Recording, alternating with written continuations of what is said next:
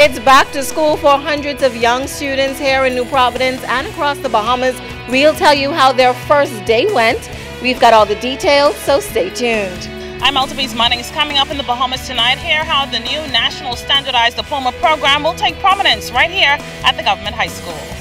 The nation's leader tours a mega Bahama resort. Find out his reaction ahead in the Bahamas tonight. The two men accused of killing a well-known government official hauled before the court. We have the details straight ahead. Now in HD.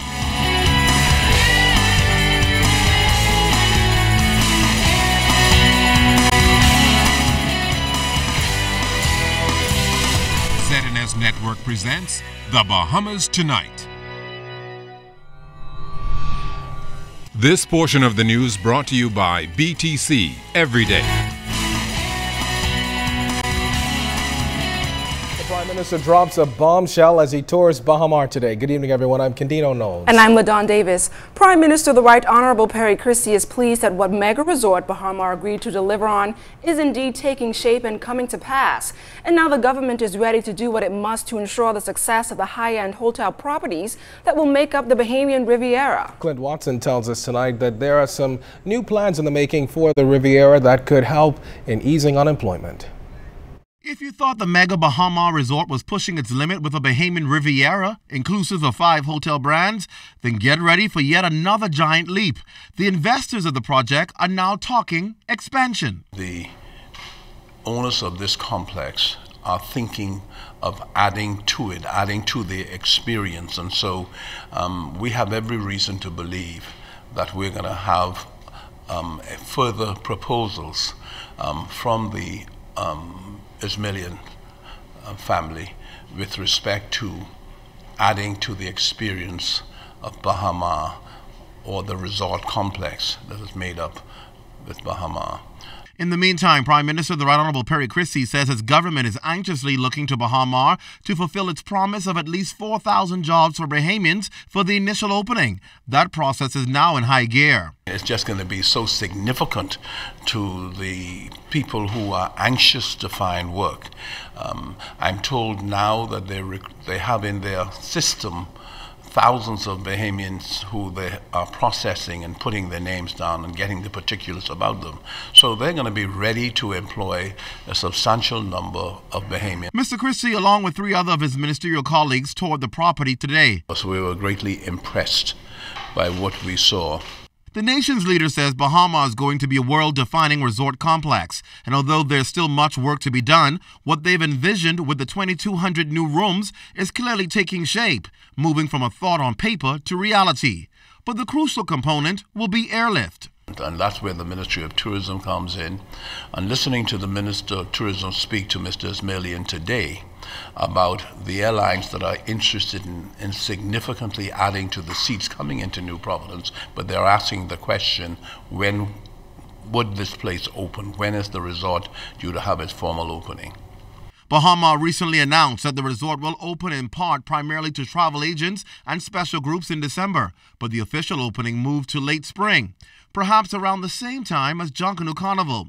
The delay, not a concern for Prime Minister Christie. We want them to get it right. Mr. Ismailian indicates that December he wants the restaurants or some of them to be open. He wants activity around the complex. And so it's going to be interesting to see. They're hiring people and people are being hired. They're giving out contracts for restaurants. And so one would anticipate that before the formal opening of the hotel, there would be commercial entities opening. And even as the anticipation builds for the Bahama resort to open, Prime Minister Christie is still concerned about one vexing issue, one that threatens the livelihood of Bahama and every other tourism product here in the Bahamas. That is the scourge of crime. He says it's something we must arrest and we must address now. Clint Watson, ZNS Network News. In news from the Senate, senators began debate on the value-added tax bill along with a compendium of investment bills this morning. Moving the second reading was Senator Keith Bell, who says VAT represents a landmark piece of legislation. He says it will bring local taxation to proper standards, as VAT is a critical component of government's overall fiscal reform to improving revenue yield. The government's revenue base is excessively narrow. We know that. and suited to another era when the economy was far less complex. The economy of today is, as in most advanced societies, heavily oriented to the provision of services, but our tax structure is simply out of tune with that reality. By predominantly focusing on goods, our tax system is also decidedly unfair, as a burden of taxes is not shared equitably by citizens of varying means.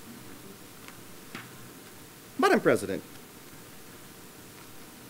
after carefully considering the vast amount of information at its disposal and the range of potential new revenue options, the government decided that a VAT is the most suitable option to enhance the revenue yield of the tax system. Well, Senator Frank Smith also supports the legislation. He says government is taking an approach on something that needs to be done, as the current tax structure cannot raise sufficient revenue. Mr. Vice President, it is important to ask the question, how did we get here where we are today? Mr. Vice President, how is it that the Bahamas finds itself where a new form of taxation is being embraced? Surveys will show that a small minority of Bahamians will, on the surface, when a proposition of a new tax to be levied, will say that they do like and in fact want that tax. Let's stick with that just for a little longer.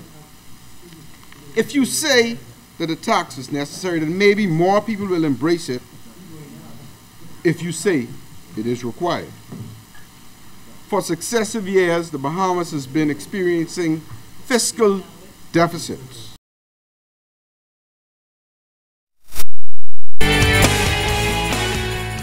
This portion of the news is brought to you by Lux Men's Warehouse.